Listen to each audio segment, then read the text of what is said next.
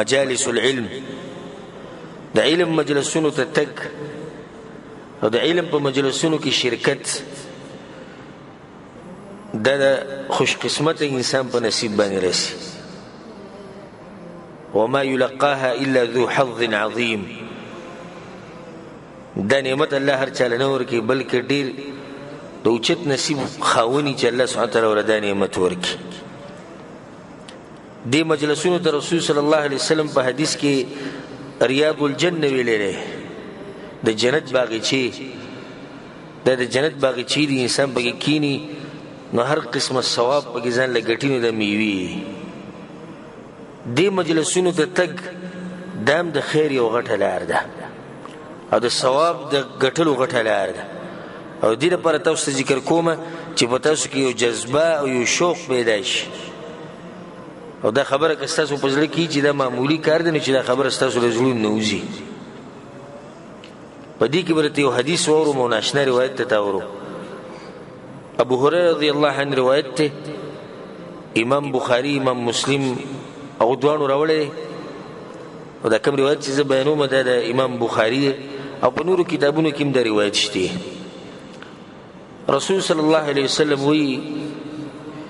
ان لله ملائکه يطوفون في الطرق دا الله سبحانه وتعالى بعض ملائک دي چې چې هغه په لارو کوڅو کې ګرځي را ګرځي په لارو کوڅو کې ګرځي را ګرځي سکه یلتمسون اهل الذکر ګرځي را ګرځي هغه خلک ګوري هغه خلک لټي چې هغه د الله دین د پر راجم شي هغه خلک لټي چې الله یادي نو هغه خلکو به ګرځي چې هغه د رب العالمین تذکرہ کوي د رسول صلی الله علیه وسلم حدیثونه یادي او علم زده کوي قران او حدیث زده کوي فاذا وجدوا قوما يذكرون الله نو کله چې دوی چې یو قوم عمومي په یوځي کې چې هغه راجم شي الله یادي د الله دین یادي د رسول صلی الله علیه وسلم خبري یادي هغه لپاره راجم شي تنادوا نيوبل تشغي ويوبل توازنوا كده ملائك سوي هلموا الى حاجتكم رضیوه ستاسو چې کوم مطلب او مقصد پوره شو خلق راته ملو شو ناست رسول صلی الله علیه وسلم وی فيحفونهم باجنحتهم الى السماء الدنيا نبي دا ټول ملائک دا وزیر چې دا وغوړي او دومره وزیر به دوی را جمع شي چې د دنیا د اسمان ته ورسیږي سلسله دا ملائک دي چې را پڼ شي په دې مجلس او په دې خلکو باندې او دا وزیر او ته غوړولي الله دوی نه تاسو کې فيسالهم ربهم او دې حدیث ته وکړي دی ګوره که تاسو دا حدیث په شوق سره واوریدو نو تاسو به دا شوق او دا مینا د علم سره او د علم د مجالس سره خډیر شي فيسالهم ربهم الذي تبوسك وهو اعلم بهم والله هر سپته ما يقول عبادي لتسجد كم خلقوا من دوی سکول اغوتوي يسبحونك يا لا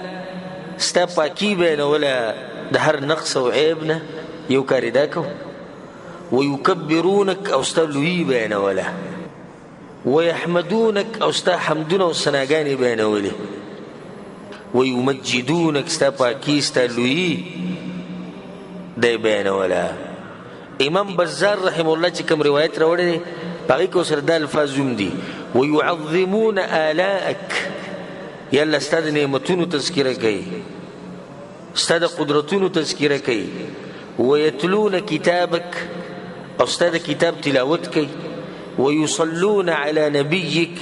او استاد پیغمبر صلی الله علیه وسلم باندې درود وي ويسالونك لاخرتهم ودنياهم او یا لستانه اخرت او دنیا غواړي دا تاسو الله د ملائکو نو ولي کوي دا پس لکه یو سوال لازم چې الله ته پته نه مینه ملائکو نو ولي دا تاسو کوي نو جواب دا غیر دی د دوه وجود لاس یو د دې لاس چې الله د ملائک گواکي په دغه سبانه چې دوی له ور کوي دویم د دې لاس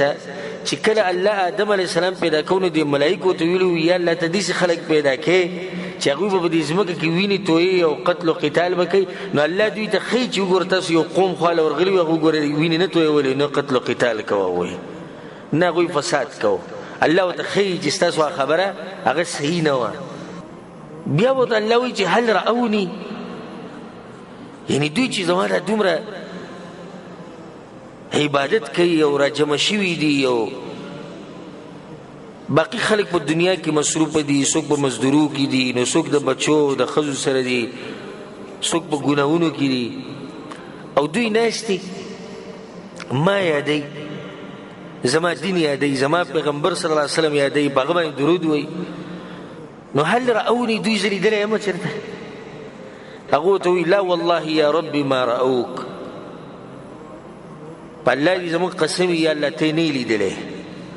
نو الله ورته وایي کیف لو رأوني که چېرته زه دوی ولیدم نو بیا به څنګه یعنی دا خو زه دوی نه یم لیدلی او دومره دوی زما دپاره راجمع شوي دي او دین یې زده کوي او د الله په کور کې ناست دي خو که چېرته زه دوی لیدلی وی چې دا زموږ رب دی نو بیا به دوی څه کولی هغه ورته وایي ملائک به ورته وایي لو رأوک كانوا أشد لك عبادة وأشد لك تمجيدا وأكثر لك تسبيحا یا الله که چېرته ته یې لیدلی وی نو بیا یې دله د دین هم زیاته بندګي کوله دا کومه چې دوی وس کوي ځکه چې په غیبو باندې دوی ستا دا بندګي کوي ګورئ که ته یې لیدلی وی نو بیا خو یې ښه ډېره بندګي کوله او که ته یې لیدلی وی نو بیا خو یې ستا پاکي ښه ډېره بیانوله او که ته یې لیدلی وی نو ستا لویي خو یې بیا ښه ډېره بیانوله بیا ورته الله وایي فما یسألوني نو دوی راجمع شوي څه لپاره دي څه غواړي زما نه خو څه غواړي که ځکه چې تاسو ووایي چې هغه آخرت غواړي او دنیا غواړي نو زما نه څه غواړي هغه ورته وایي یسألونک الجنه یا الله ستا نه جنت غواړي الله به ورته وایي هل رأوها دوی چې دا جنت لیدلی دی هغه ورته وایي لا والله یا رب ما رأوها نه یا الله زمونږ د قسم په تا باندې چې دوی جنت نه دی لیدلی الله به ورته وایي فکیف لو رأوها خلک دوی دا جنت ولیدو نو دوی به څنګه دا خو دوی نه دی لیدلی زما نه غواړي که دوی ولیدو نو څه به کوي هغه به ورته وایي لو انهم رأوها كانوا أشد عليها حرصا وأشد لها طلبا وأعظم فيها رغبة یا الله که چېرته دوی جنت لیدلی نو بیا به یې دا حرص د دین هم زیات و دا کوم چې به کې وستی او که چېرته دوی جنت لیدلی وی نو بیا به د دوی د طلب ښه ډېر وی دا څومره چې اوس دوی طلب کوي که د دې نه به زیات وی رغبت به د دوی ښه ډېر وی بیا به ورته الله وایي فمما یتعوذون دا پناهي د څه نه غواړي دا د څه باره کې دوی وایي چې الله موږ ته بچ کړي نو هغو به ورته وایي من النار جهنم نه پناهي غواړي وایي چې موږ د جهنم نه بچ کړي الله به ورته وایي هل رأوها جهنم یې چېرته لیدلی جهنم یې لیدلی هغه به ورته وایي لا والله یا رب ما رأوها نه یا الله په تا مې قسمي دوی نه دی لیدلی جهنم الله به ورته وایي فکیف لو رأوها که چېرته دوی جهنم لیدلی دوی به څنګه هغه به ورته وایي لو رأوها كانوا أشد منها فرارا وأشد لها مخافة یا الله که چېرته دوی جهنم لیدلی نو دوی به د دین هم زیات یېرېدی دا کومه یره چې اوس د دوی په زړونو کې ده ځکه چې دا خو دوی صرف د الله خبرې اورېدلي د پیغمبر خبرې اورېدلي جهنم په باره کې نو دومره یېرېږي که چېرته په خپلو سترګو یې د جهنم لیدلی نو بیا خو به ښه ډېر زیات یېرېدی او ښه لرې به تښتېدی دی جهنم الله به ورته بیا څه وایي دې خبرې ته غوږ کېږدي او دې دپاره ما دا حدیث ته اوس ته ذکر کړو چې د ثواب د ګټلو د نیکیانو د ګټلو دا یو غټه لاره ده چې انسان د علم په مجلسونو کې کینی او پای کې شرکت کوي الله به ورته وایي فاشهدکم انی قد غفرت لهم نو بیا زه تاسو ټول ګواه کوم په دې خبره باندې چې هغه ټول ما بخلي دي په روایت ته صحیح مسلم کې دا راځي قد غفرت لهم ګواه شي چې ما بخلي دي و اعطيتهم ما سألوا او شي چې زمانه غوښتو هغه مې ول ورکړو واجرتهم مما استجاروا او د سنې چې پناهي غوښته او د سنې چې یریدو د هغې نه مې بچ کړو دا درې خبرې الله ورکوي ښه هغه به ورته یقول ملک من الملائکه په دې ملایکو کې یو ملک به ورته دا وایي چې فیهم فلان یا الله په هغو کې پلانې دی لیس منهم انما جاء لحاجه هغه پلانې ګورې دوی سره په دین یې نه دی راسي دین یې زده کوي یا ته یادولې هغه خو څه حاجت و په دغه طرف تېرېدو د کېناستو لکه کله نه کله په یو کس پسې انډیوال راشي جمعه ته پسې رانوځي چې د جمعه نه راوباسم خو بیا د حیا د لاسو سره غم کینی څنګه به د خلکو مخکې زه د سړی روانوم بار ته وباسم ده ته به اواز کوم یا غم کینی نو دې مقصد دا نه و د اول نه چې زه دین زده کوم وراغې او خبره ده چې وخته پساو شو او به لارو ته نه معلومه کېناست نو یا الله ته خو دا ټول بخې خو هغه پلانې په کې هم ناسته الله به ورته وایي هم القوم لا يشقى بهم جليسهم دا داسې قوم دی چې د دوی سره څوک کیني نه هغه دوی ته نقصان نه رسي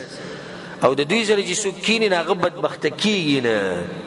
دوی باندې چې دا رحمت راورېږي نه دا په دې ټولو بیا راوري په یو روایت کې دا راځي په صحیح مسلم کې دا روایت دی الله ورته وایي وله غفرت هغه مې بخلی هغه تاسو وایي چې هسې راغلی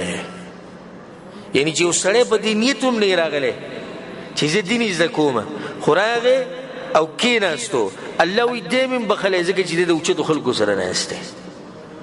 دی مې بخلی دی ځکه چې دی د علم په مجلس کې ناست دی نو خیالم دی د علم د مجلس څومره برکت دی